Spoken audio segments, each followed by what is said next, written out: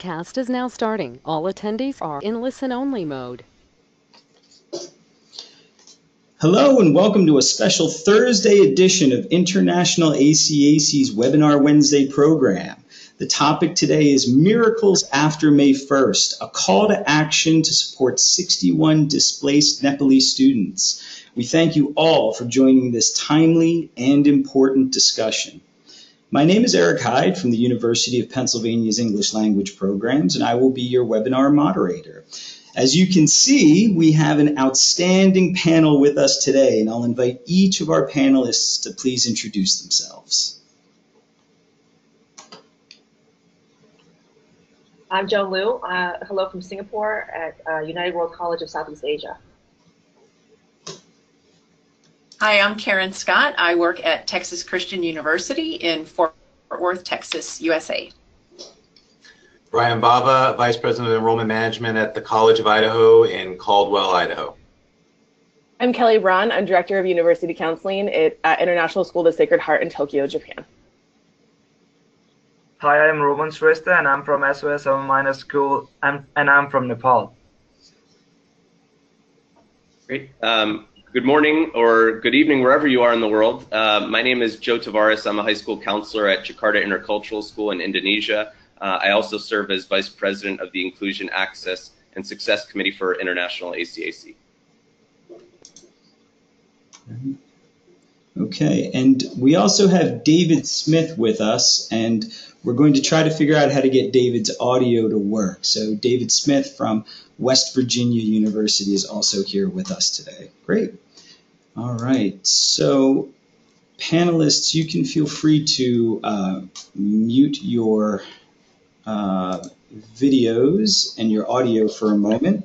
And before we dive into the discussion, we just want to learn a little bit more about you, the audience. So we've created a couple of polls that we'd like you to answer. So the first poll is just to understand where you are located. So if you could please just take a moment to select your location. We'll give everyone just a couple seconds to answer.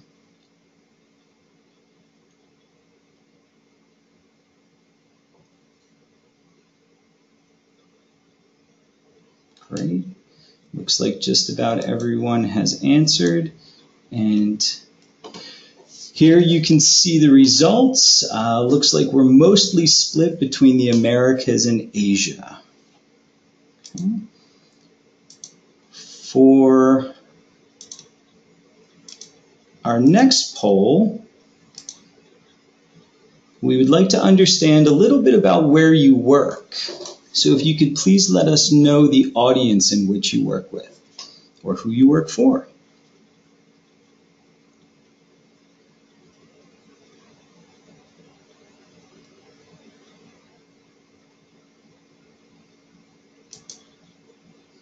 Great. And as you can see, we've actually got a pretty good array of folks. And the last question that we'd like to ask is how you first learned about the situation with the Nepalese students. So if you could please take a moment to give us information on that.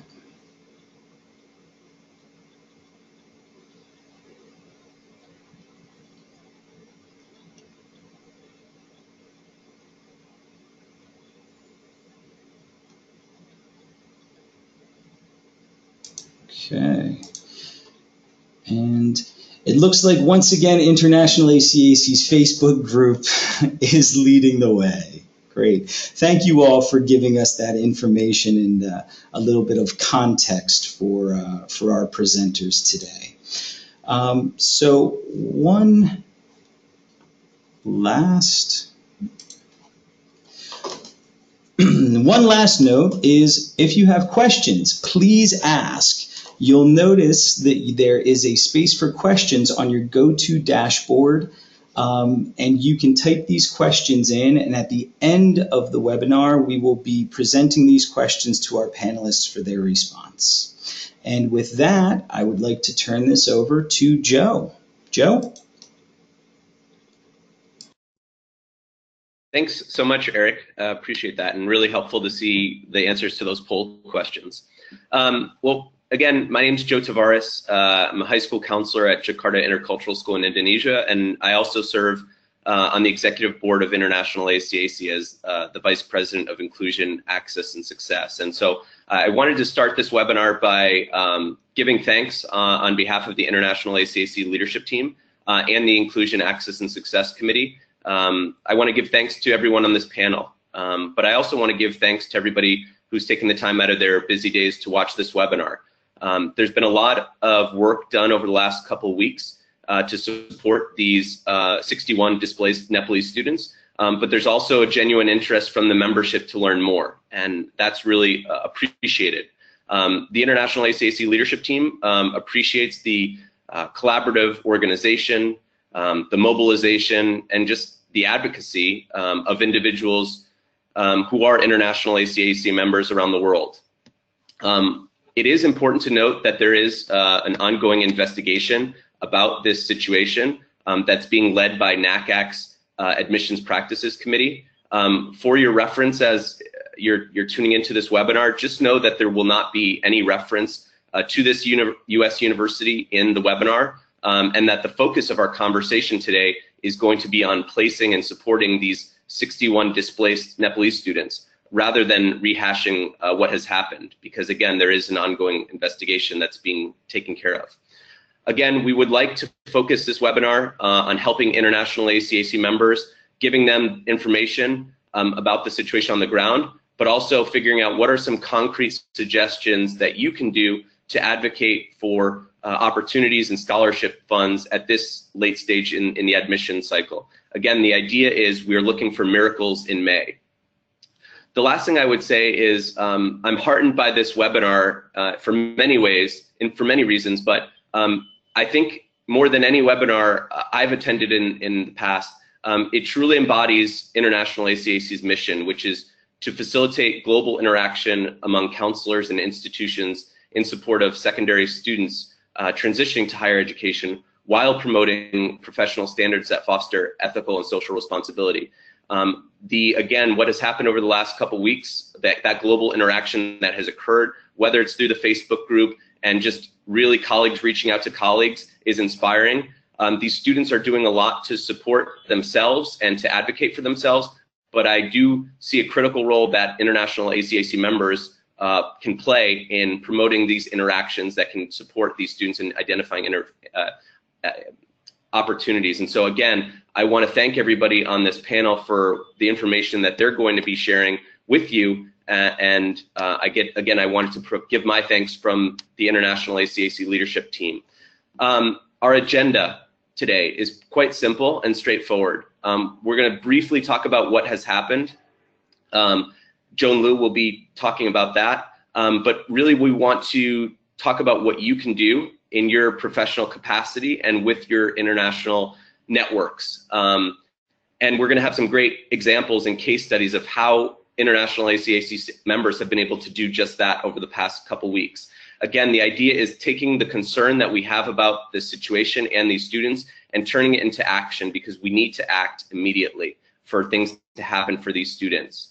And then, of course, we know that you might have questions. There are going to be things we share on this webinar of resources that you can use to educate yourself and to know more about the work that's being done to support these students, but also knowing who to reach out to if you want to help. So, but of course, you might have questions beyond that, and so we want to make sure that we give time for that. And so that's our agenda in summary. And so with that, I'll turn it over to Joan Liu, my colleague, who will be talking about just exactly kind of what has happened and how did these students get into the situation that they're in and why did they need our help. Thanks, Joe, so much. Good morning or good evening for wherever you are in the world. Thank you again for joining us. This is a really important situation, and so I'm very glad to see everybody here. So briefly, just what happened is on April 13th, a university informed students that their scholarships, their full scholarships, which included room and board and also tuition, were canceled. These students these students had not actually, because they had been asked to put down a confirmation fee on March 1st, they had not sought other offers. They were relying on going to this particular school. And so they found themselves in a situation where they then had no home. And so I think around April 20th, I got a call from a former International ACAC scholar in Nepal, and she said that there was an unprecedented situation going on. And at first I didn't believe her. And then I learned from Education USA, which plays a huge role in this situation. They are the heartbeat of what's going on right now in Nepal. I saw their Facebook post on International AC and realized it was true, and then got a little bit involved in this behind the scenes as a pro bono counselor.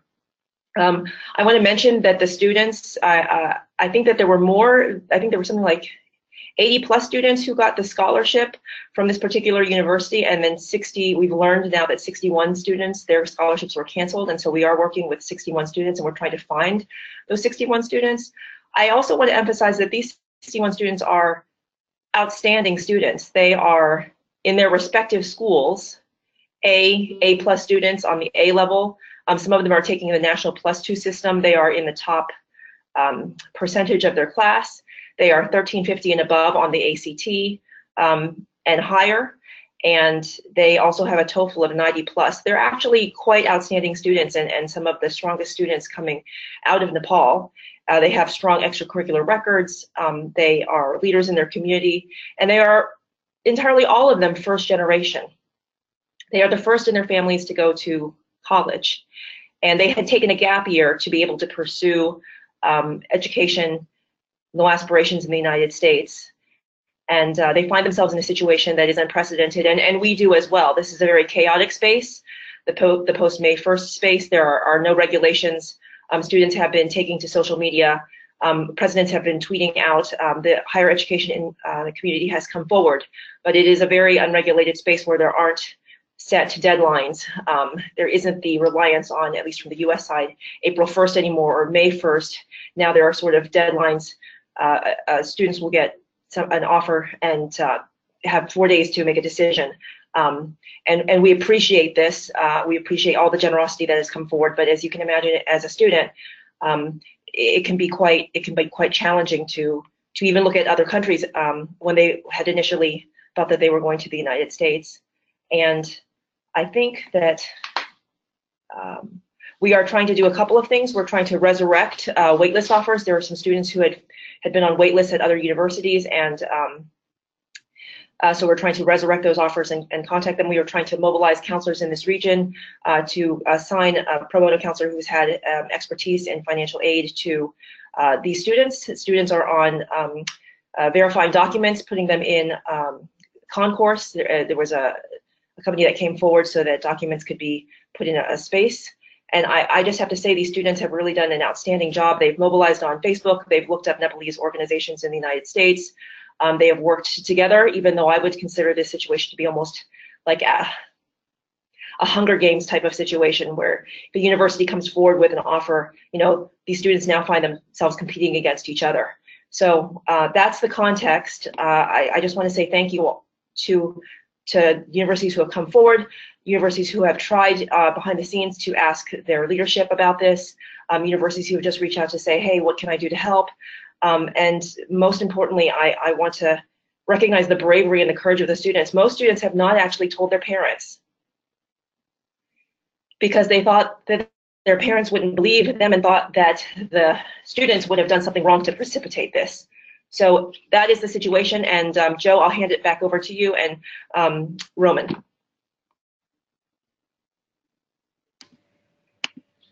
Thank you, Joan, for providing that context. I want to, Joan talked about the kind of resiliency of students and kind of how they've been able to been put into a really challenging situation. And so I wanted to invite one of the students on the panel. We've asked one student of the 61 to serve as the panel to kind of put a face to this group of students, because again, as Joan mentioned, they are high academic achieving students, but they're also students who are going to make a difference in the university communities that they join, and we hope all of them will find university homes. And so Roman, Shrestha is one of those students who was in this situation in April 13th. And Roman, I'd ask that you activate your video camera, so and also your audio, so that you can kind of talk about not only who these students you've gotten to know over the last few weeks, who they are, and what this opportunity to study outside of Nepal would mean for students. Thank you, Roman, for joining us. It's very early in Nepal, and we appreciate you joining us. Thank you, Joe. Hello everyone. I am Roman Shrestha and I'm from Nepal. These 61 students whose scholarship has actually been cancelled by the university actually meant everything for them. These 61 students are those students who have worked so hard from their high school and gained so excellent marks. They have actually prepared about 3 or 4 months for their SATs, TOEFLs, and research their colleges. Actually, these students, I believe, they are the bunch of the hardworking students you will ever find all around the world. Regarding their academics, I believe there is no point in questioning about their academics. While working with these students, I found that feeling of unification and plea for the justice. You know, when their scholarships were cancelled, we actually tried to work together from a group and then use the social media campaigns to increase the awareness among the people and ask for the attention of media. So while working with these other 60 students, myself, I found that they wanted to fight for something that they were previously promised. So each of these 60 students wrote the emails to the different new medias. Actually, we distributed our part of the plans, and then we initiate our moment.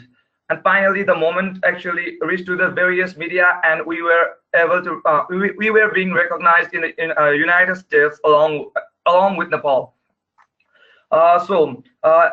This scholarship actually meant everything for us because we are from such a developing country, and we were actually very much attracted toward the United States education system. We wanted to learn new things, explore new ideas under the new curriculum. Actually, we wanted to explore the United States and its unique curriculum. So probably the Fulbright scholarship, that meant everything for us. But when our scholarship was cancelled, then we felt like our dream was being snatched from our hands. We cannot even imagine that day, how much pain, how much emotions we have been dealing through. And some of our 60 students, they haven't even told their parents because they didn't want it to hurt their parents' feelings, their parents' dreams, because that was directly associated with the scholarship. So I believe that these 61 students are going to the future of the world. They will represent the world, the future modern world, because I have seen them. I have found them so much organized, and they are eager to learn more and to fight for the justice. So I'd like to ask Joy to carry on the further steps for the webinar. Great. Thank you so much, Roman. You have really done a great job representing the students and capturing how you really are a group of students who will help change the world, and I appreciate you exemplifying that with your statements. Thank you so much. I want to invite Kelly Braun to speak about the next section. You've heard kind of the conviction from Roman about the students from Nepal and what this opportunity means to them. There have been a number of counselors around the world who've mobilized and tried to help. And Kelly, I'd ask that you kind of talk about, as you were one of the first counselors to kind of respond to this incident, and just kind of talk about what that has meant what you have seen and what you feel like others are doing to step up. So thank you, Kelly. Sure. So good morning, good evening, everybody. Joan reached out to me, I think, very early on in this process because I am located in Japan, and asked if there was any opportunities for these students in Japan because these students just wanted somewhere to go. I took about 5 minutes, and I forwarded out her email to a couple of colleagues that I knew really supported international students, had funding for international students. And really, I took 5 minutes, and I feel like I didn't do a ton, but I feel like the repercussions of that 5 minutes has become huge. And so I reached out to Brian Baba, who will be talking later, at the College of Idaho. He has been a mentor and a great leader in my time in admissions, and then also for my counseling position. And I said, hey, I don't know if you can help at all, but here's a situation for you to consider. And they did, and came back with incredible scholarships to support these students. And I was just really proud because I know that they know how to support international students. They have funding for international students. And so in about 5 minutes, we opened up some doors for these kids. And then Brian took it over and then ran with it. So I think as counselors, we're so busy and we have so much going on this time of year. And it can be so hard just to get out of your emails or help the kids figure out the May 1st deadline for the U.S. universities. And we have students going all over the world. I am buried in emails. I'm buried in AP exams.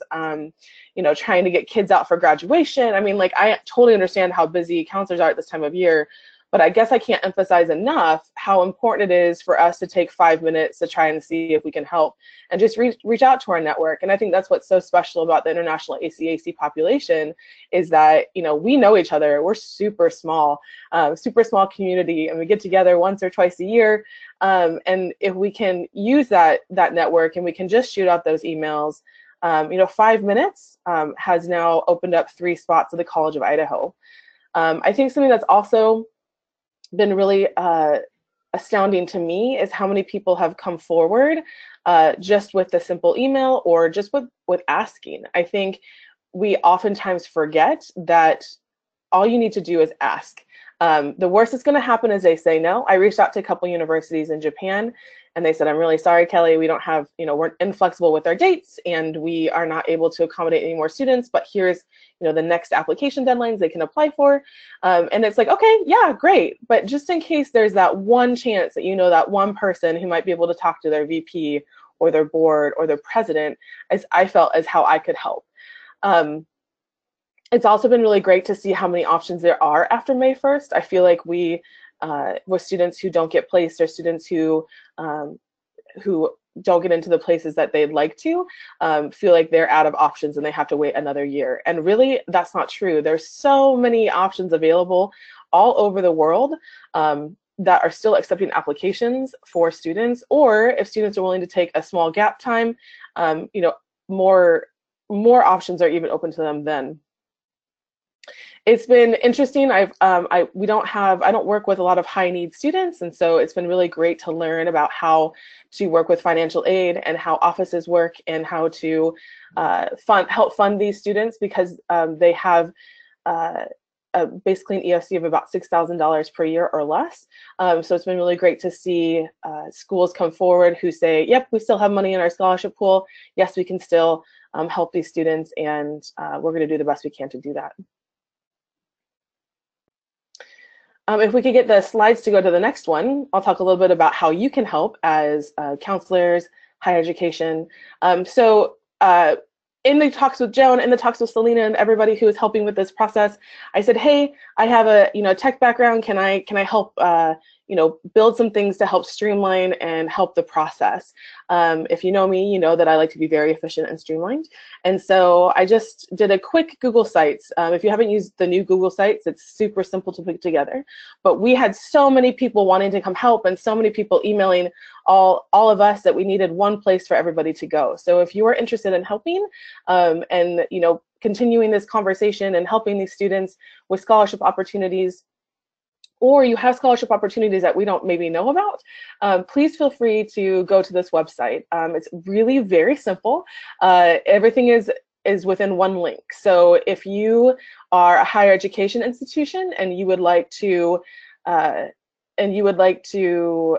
your scholarship, we are really looking for schools that have an ESC of at least $10,000 or less, preferably $5,000 or less if you can come down. But always put your scholarship opportunities up there. If there's other opportunities for students, please add that to the list. It's a form, so all of these links go to forms that you can fill out and then that we can access and that we will add so we can get in contact with the students. If you're a counselor and like to work with one of these students, go ahead and click on that link. Again, it's a form that just asks what your background is, so we can, and what countries you're comfortable working with, so we can match the students appropriately. And then if you'd like to donate, if you don't know any other way to help, or you don't have the bandwidth, or you don't have the time, you want to donate in whatever you can think of to donate, please, that also goes to a form. Please fill out that form and someone will be in contact with you. Please remember that all of us have full-time jobs on top of this, and so it might take us a few days to get back to you, but we're trying to get through all of those emails and we're trying to get through all those responses as soon as possible. And so it's a super simple website if you want to see the media coverage. I know that Emily Dobson in Brazil has been just amazing with pushing this out to as many news outlets as possible. We'd love to get this on the U.S. national news. If you have anybody who knows anybody who can get this out there. If you would like to help in any way, or if you just would like to contact us and have a different idea, please feel free to use that form too. So like I said, it's a super simple website, but it's there to drive everybody so we can organize and streamline and try to utilize everybody's talents and what they can offer.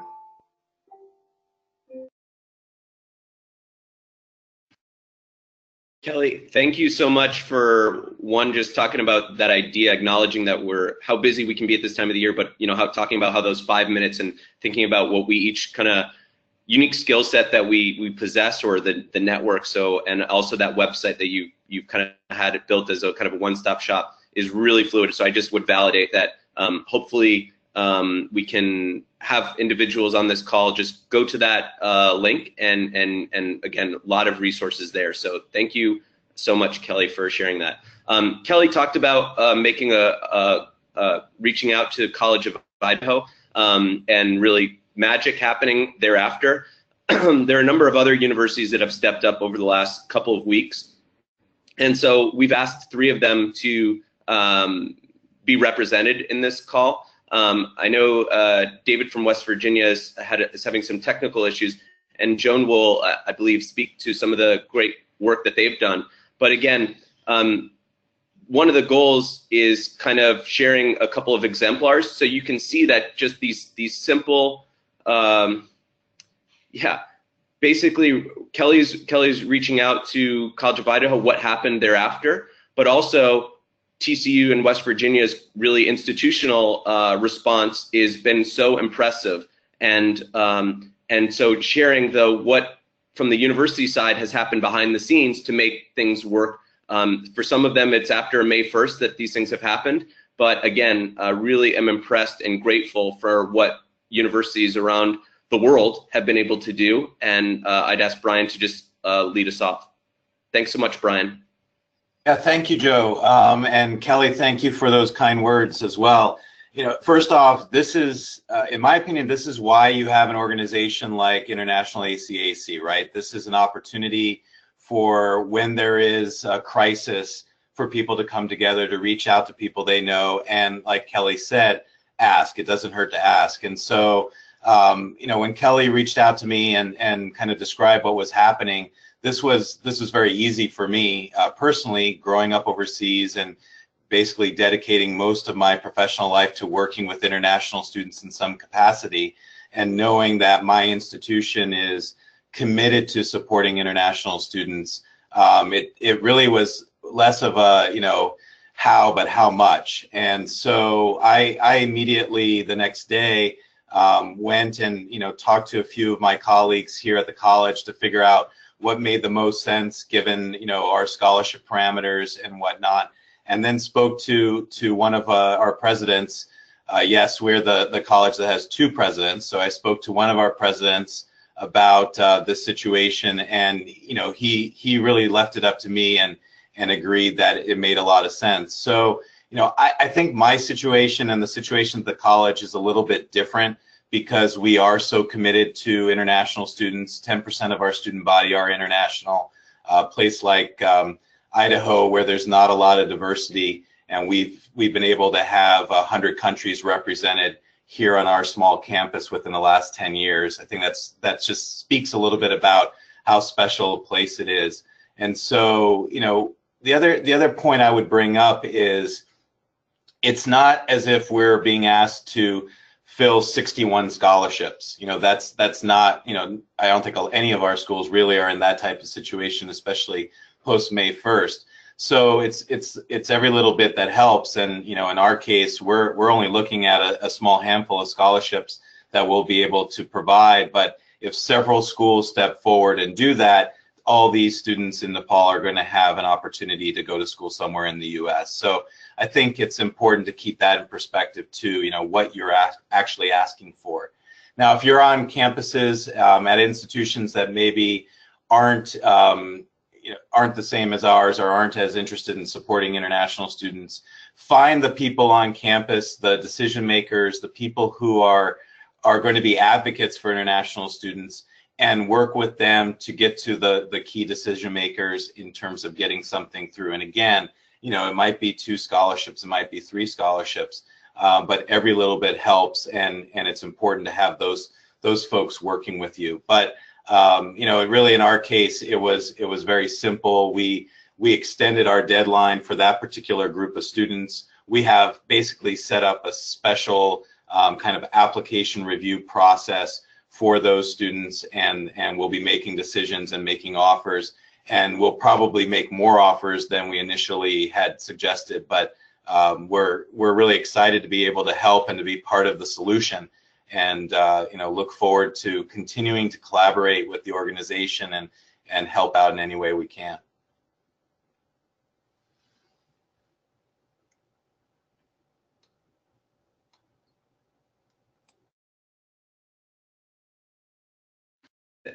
Thank you so much, Brian, and for the great work that your office has been doing. Karen Scott from Texas Christian University is another university that has kind of stepped up. And Karen, I just asked that you share kind of what has happened at TCU for you guys to be able to play part of this, be part of the solution as well. So thank you, Karen. Yes, no, thank you for inviting me.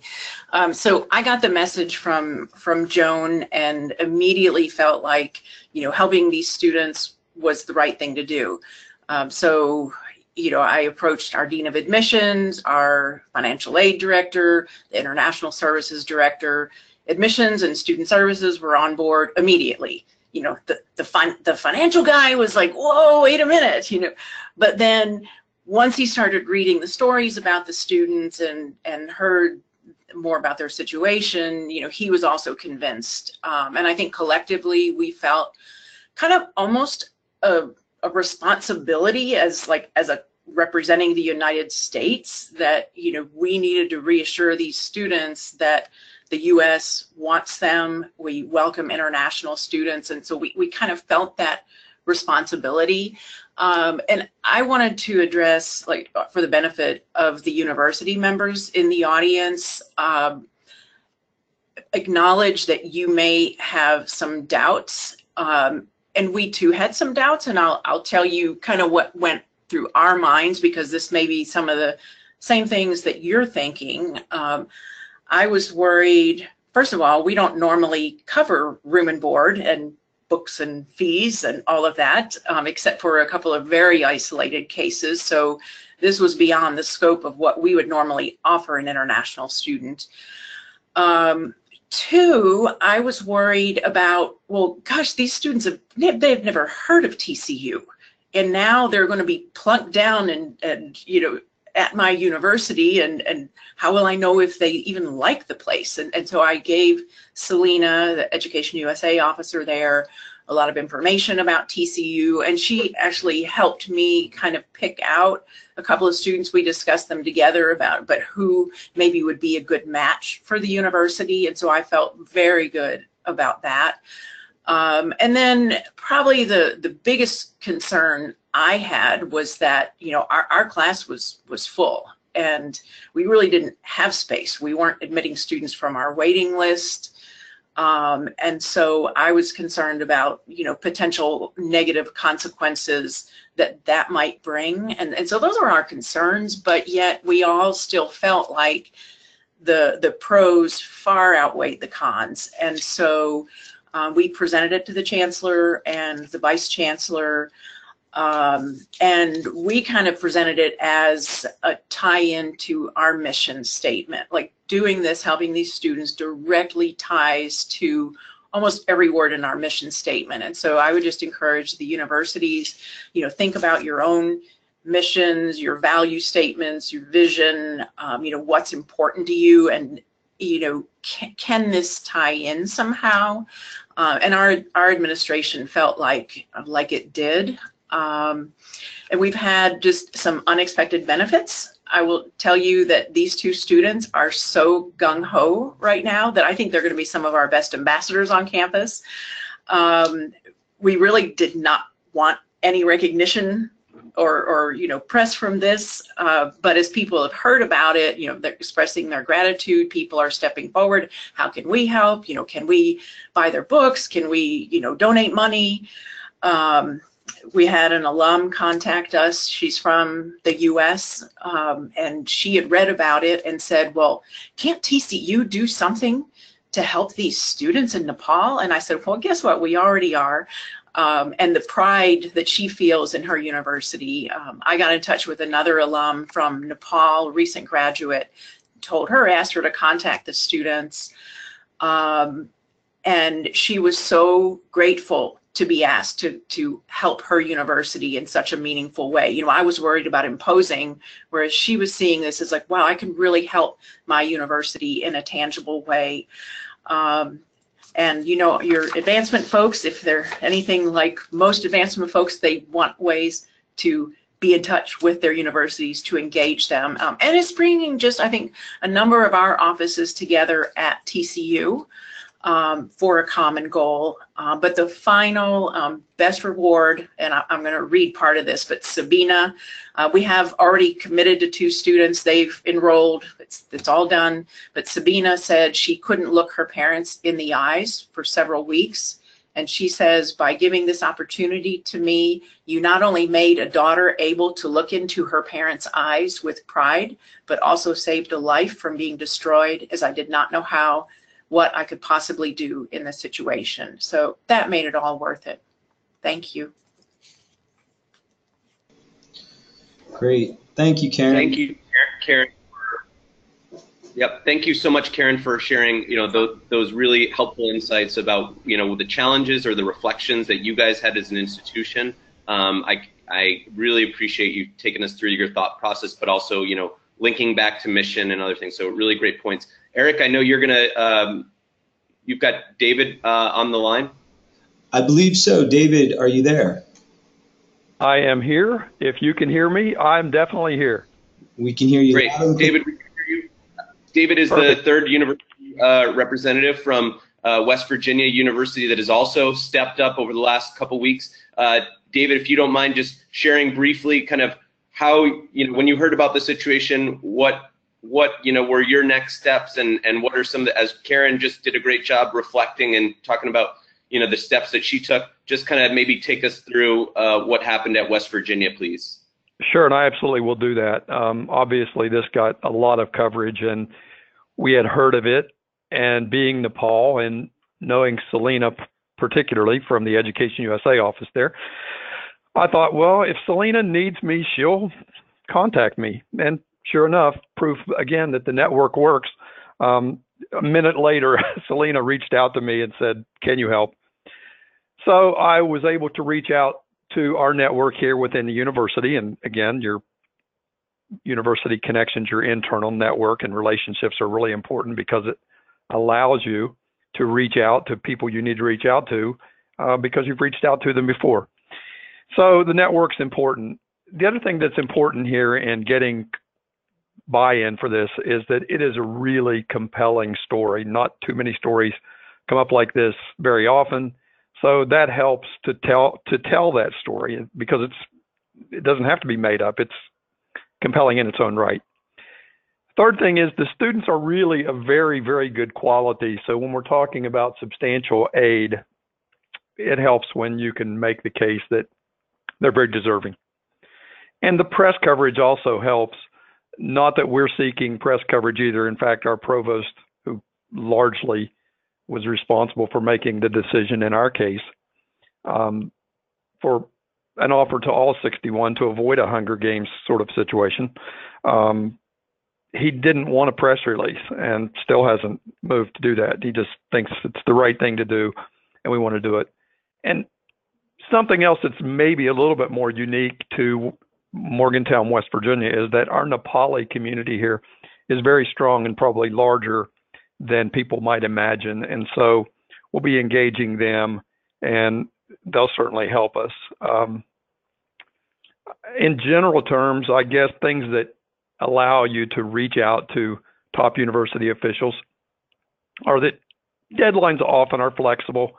In our case, we did have excess capacity.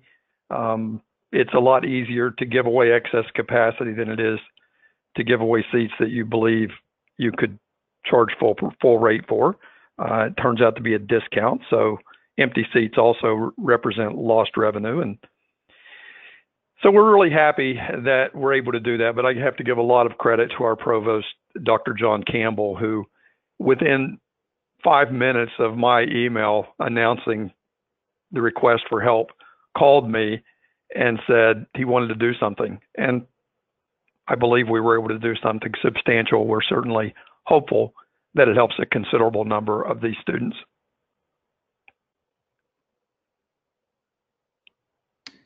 Yeah, just you've been a bit humble. So I would just kind of let everybody know that, again, David mentioned this briefly, but West Virginia University has extended offers to all 61 students, and the cost of attendance is, going to make attendance possible for many of these students who, again, are coming from more humble backgrounds. And so I want to thank West Virginia for doing that, and also David for just talking about, again, what Kelly had mentioned, is just taking a couple minutes to talk to the provost and then, getting that yes. So I think you've given a lot of valuable insights to folks, and also taking us through this idea of empty seats, because as again, there might be institutions out there who have not filled their incoming class, and so looking at it as a different angle. I'm going to turn it over back to Joan, because as David was sharing, Selena Education USA in Nepal has been the beating heart, as Joan said, in Nepal, and that's who David is liaising with, that who Karen referenced as well. And so, Joan, maybe you can just take a minute and talk about the work that's being done in Nepal on the ground, and also how Selena might be able to be a resource for individuals on this call. I think that this is just, the situation is, it's a miraculous example of the commitment to international students and just the power of an ask. And I remember being at a conference called the Holly and Daba, which Rebecca Ziegler-Mano runs in Africa. And at the end of that gathering, she said to all of us, what is one small thing we can do to move this forward? And I have witnessed over the past 10 days a question being translated into another question at an HEI, a higher education institution, being translated to a question to the leadership of the university, being translated into seats, being translated into life-changing opportunities for students who are outstanding in their own right. And I think the heartbeat as well of this situation is Education USA. Education USA is on the ground with these students. They were the first to hear about this. Selena's office was flooded when this happened. April 13th is New Year's Eve. It's the new year in Nepal. And suddenly she found students overwhelming her office, asking about the situation, and she was the first, I would say, emergency responder, so to speak. And she is the one who is behind the scenes, working with all these students, trying to liaise with universities, putting together a verification of documents. She is just, it's she who is the, through which everything is running. And so we would just encourage anybody who has a question about this, or who wants to help, or who wants, as Kelly said, to donate in any sort of way, whether it is time or commitment, to reach out to us, but also specifically if you have a seat or you think you might be able to have, whether it is a full tuition seat or a seat where it is the rare full opportunity, whatever that variation is possible at your institution, and whether or not you're in the United States or not. We had a Canadian university come forward yesterday with one full, and we have had Hong Kong universities come forward to extend their deadlines. So wherever you are in the world, these students are just looking for access to higher education, and any of these opportunities can be. You can reach out to Selena Mala. She pushes them out to students. She represents the United States, but any query she gets that has anything to do with any part of the world, she will push out on the kids' Facebook page, and that's where you can see her there speaking. And I know she wishes that she could be here. She has been asked not to speak to media at the moment. So I'm just here to say that the work that Education USA is doing is, as you can see, outstanding work, and they would welcome any queries, any questions, any possible leads on seats. And yeah, that's pretty much it. Joe, back over to you. Thank you so much, Joan, for talking about the incredible work that Selena is doing in EdUSA, and also how universities can reach out to her if they have full scholarships or that extra seat, because I know that universities have been doing that. So thank you. I want to kind of take a step back. We have been talking about these 61 displaced students in Nepal for good reason, because again, this is an unprecedented situation. And we as a community have kind of done, feel like these students deserve these homes, as Roman talked about earlier in the webinar. Just, these are students of incredible promise and are going to help change the world. To take a step back, however, we recognize that some on this webinar might be high school counselors. There might be high school counselors or independent counselors or even universities. And I think there are some lessons learned. Even though we are only 3 weeks into this situation, there are takeaways that students outside of these 61 in Nepal we might learn from. And so I would just say that some of these things Kelly talked about earlier, basically, Kelly talked about a number of these things, but it's important that students who find themselves post May 1st without an offer or a plan B or a C, it's important that we as counselors really talk to those students about gap years, the idea of taking the next 12 months or however long to really do something that is academically enriching and personally enriching, and then applying perhaps to university the next cycle. Maybe the student would have to adjust their application plans, but a gap year is an incredible opportunity for a young person. Many of the students in Nepal, I would just say, did do a gap year before taking the time to apply. But again, there's this idea that if you find a student post May 1st without an option, that's one. Also, community colleges. There are still community colleges that will be able to take on a student at post May 1st, and those are great opportunities for that student, if it's going to be 1 year or 2 years, to get some of that incredible academic learning that can happen at a community college. And it's also can be a really affordable option.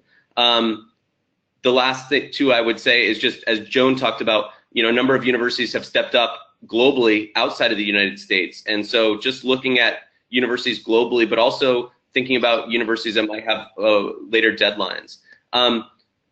Roman did a great job. And because I want to make sure we have time for questions and answers, I'll just kind of talk about what I have seen how students really need to be resilient.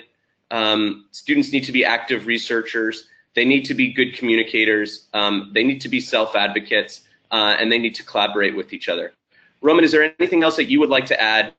I want to give you kind of the final words, as I said, and then we do have opportunities for question and answers. But is there anything that you would like to? I'd invite you to turn on your webcam and audio.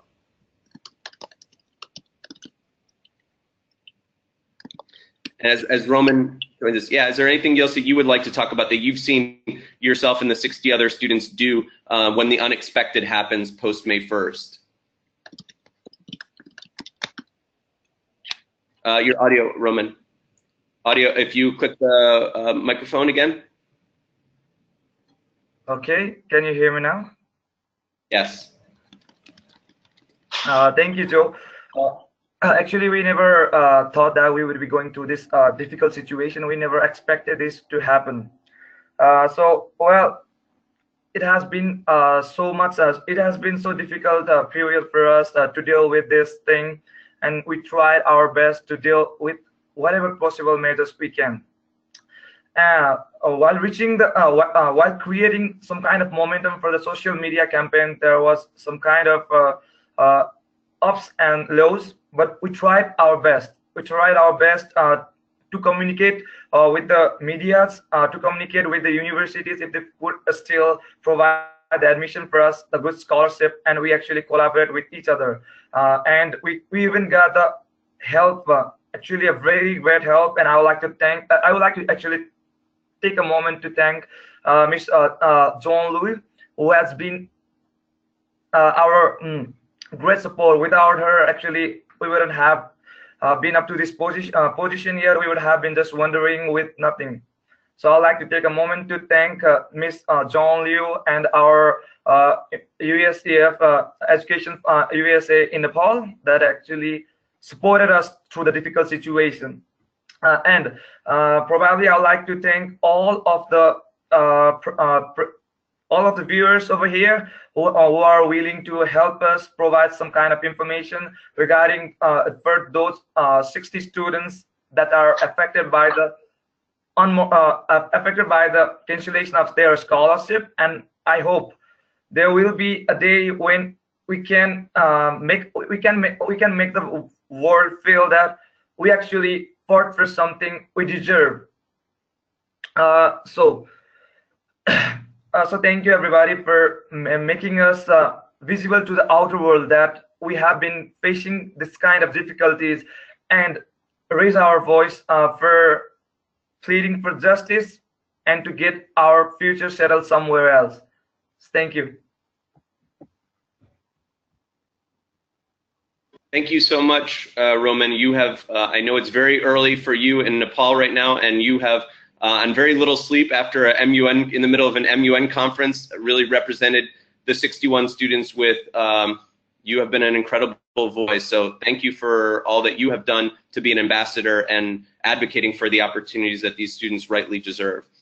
On the website, on the everyone's screen, you can see the website that we talked about earlier in the presentation. This has so much information that can help arm you with the information that you know, both Brian and Karen and David, you know, referenced these key elements that university leadership might need to be educated on the topic, but also there might be individuals who want to offer pro bono support, or who want to donate time and energy or resources to this cause. And so I'm keeping that that slide up for a moment, but also want to ask Eric if there were any questions that came up that can benefit the group. If so, then we've got a couple minutes to do so. Yeah, thanks, Joe, and thank you to all the panelists. I'm going to unmute David as well, so that Joe, you or any of the panelists, whoever is ready to respond. So to start with, there were actually 2 questions about financial donations. And the questions were both about who would be managing financial donations and how will those donations be dispersed to the students. Joan, would you like to address that? Yeah, that's such a great question, because it's actually a question that we have been struggling with, and that actually the students gathered yesterday to talk about. I think one of the ideas that we have been thinking about is the idea of, because most of these students, some of these students have an EFC of less than 5, some have less than 10. It's not unusual to find a student whose family is making $5,000, but then the gap in terms of the room for the United States is $7,000, and so it requires selling a piece of land or something of the other. So one thing that we are thinking about, we were on the phone with a company and thinking that if we did something like, and this is just in the talks right now, a GoFundMe site where people could donate into a general fund for a flight for each student, would actually help the entire group. But we are kind of thinking about that. We've thought about gap funding, but the gap funding it just, quite honestly, we don't know how we would do it. We don't know how. There are just so many ethical questions in regards to that, and distribution, and so I think right now the line that we're kind of pursuing the most is the flight option, or the donation of flight miles, something along that line, because it's an inherently inequitable situation. And students have talked about how, well, what happens if we give a flight to somebody who doesn't really need it, and somebody else has a gap and they can't go, and there are just so many questions. And so we haven't launched that GoFundMe piece. On the website, you can actually see that you can just say that you're interested in learning a little bit more about that while we figure that out in the background. But I thank you so much for asking that question. Yeah, great question. Eric, are there any other general questions that can benefit the greater good? Or Karen, did you want to jump in and say something? If we still have time, I was going to address it from the university perspective, because we too were thinking, several people said, can we donate gift cards, or,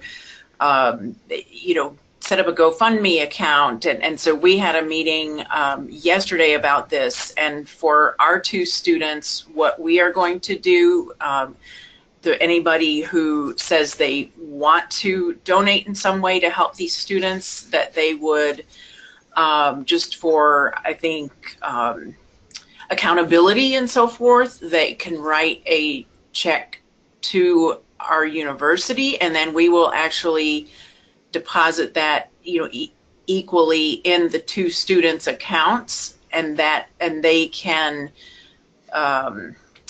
take a refund from their account if there's excess funds that aren't covering tuition and so forth.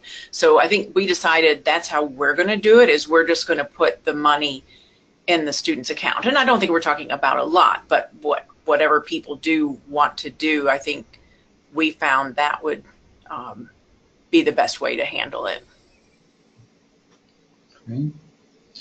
Okay, I'm going to, thank you, Karen. I'm going to switch gears. There have actually been several questions along the lines of learning more about the students. So I'm going to sort of combine a few questions here, but people are asking how many of the students still need placement? How do they find the students, including information about majors, programs of interest, academic background? There was even a question about, are there any student athletes in the group? So I guess if you could speak a little bit more about how people can find the students, how they can learn about who they are and what they need. Great, Joan, I'll ask you, I know that the students are, have been mobilizing and communicating, but also, Eric, if you can go to slide 9, that'll be helpful. And Joan, I'll let you address this question. Well, we're going to put the website up after this webinar up on the International ACAC Facebook page. And you can do one of 2 things. You can use that website because there's a form there that just indicates that you would like to be in touch, and then we can reach out to you and have a further conversation. You can also reach out to Selena at Education USA, which is up on the screen. Just in regards to the question of how many students are there that are left. So the thing is that we thought that there were 50 students. And then we learned last Friday that there were actually 61, and we learned that actually from the media. And so we are in the process of trying to locate the other 11. We don't have access to that information at the moment. So let's say that we do find that 61. I believe that as of this morning, we will have placed 15. And so 61 minus 15, I'm so sorry, whatever that number is, I can't think right now. 46. But that's who these students are. And I would just say that in terms of the academic interests, many are interested in engineering, computer science, applied statistics and data. And so most are in the STEM fields. We do have a couple of liberal arts students, and they are students from all over Nepal. These are not students just from Kathmandu. They are in various regions. When we saw the list, we were so surprised, and Selena was as well. These aren't students that are just concentrated in Kathmandu. So I hope that answers some general questions. Thank you, Joan. Eric, are there any other final questions for the greater group? There are. I think the other question, and you may have just probably answered it, but communicating with the students, if there's any other ways other than what has already been mentioned to communicate with these students, either directly or indirectly. Yep, Joan, you can take that one. So this has been an area that has been very difficult in many ways, because students, when they took to social media, the wonderful thing that happened was people started to tweet out directly to them. And then one student asked a question that was very good, which is that, well, what happens if like one student gets almost like 10 tweets and other students who are in the Facebook group or part of this group don't get any leads? You know, we push out all the information through to the students, but there are definitely students who have been in the media who've been a little bit more visible. And so what we are asking is that everything be streamlined and not to reach out directly to the students, but to go through the channels that we have recommended. Because we are trying to keep this space as equitable as possible so that students get the information at the same time in the same place. And Concourse actually is a company that we put all the documents and all the academic, you can see all the students who are left who've got their documents verified in that space, and universities can, Concourse is allowing universities to enter that space and to see what students are left and can also directly interact there. But I would say the first point of contact is Education USA or the website. Thank you. Joan, thank you so much for talking about that piece of making sure all information is reaching to as many students as you're in communication with. I've seen that, and it's incredible the kind of information that's being curated. So I guess my comment to any university is there is for sure an ability to communicate with EdUSA and for them to give some information about the students generally, as I believe Karen mentioned when she spoke. But also, yes, there is a lot of as informations are posted or shared, they're shared with all students, and then the call to action is for them to respond because they're taking a lot of self-agency in this process. We did go a few minutes over today, but I think for good reason. This has been an incredible, unprecedented situation with the 61 Nepalese students, and I want to close by thanking our panelists for sharing information about work that we can all do to support these students, whether it was Kelly talking about just taking those 5 minutes and reaching out to a university colleague that she greatly respects, and then that university coming up with a number of offers, whether it was Karen really talking about the questions that were that they had as an institution, some quite candid challenges that she shared with us, but really finding the way of mobilizing the community, and David for talking about how there were still some spots available at West Virginia and seeing this as a great opportunity to fill the class with some high achieving students, and also talking about how this is going to be a great benefit for his local community that is full of Nepali individuals with Nepali heritage. Roman, I want to thank you for representing the 61 students. You've put a face to this. There are a lot of stories about this, but your conviction to find opportunities in face of an unprecedented situation is inspiring. And you're doing this in the middle of an MUN conference, and you're waking up at 4:30 in the morning in Nepal to do this. There are, I know, 60 other students who are just like you, academically talented, but also want the opportunity. And I hope that this webinar provides opportunities for all 61 students. I know Joan said 15 students have found places, but that means 46 still need some places. And so my hope, this call to action results in at least each one of us taking 5 minutes today to do something to take things to the next level. But again, I want to thank everybody for joining us for this special webinar. The International ACAC leadership team, again, is incredibly grateful for the work that has happened over the last few weeks to mobilize and to respond. And I want to thank you all for making the time in your morning, your afternoon, or your evening, wherever you are, to respond and to learn more. Thank you so much, and have a nice day. And again, thank you so much. Great. And just one final thank you to you, Joe, and to all of today's panelists, and a reminder to all the attendees that this webinar has been recorded, and the recording will be posted on the International ACAC website for you to use and for you to share. Thank you. Have a great day and a great evening, and we wish the best of luck to all of the students in finding placement. Thank you.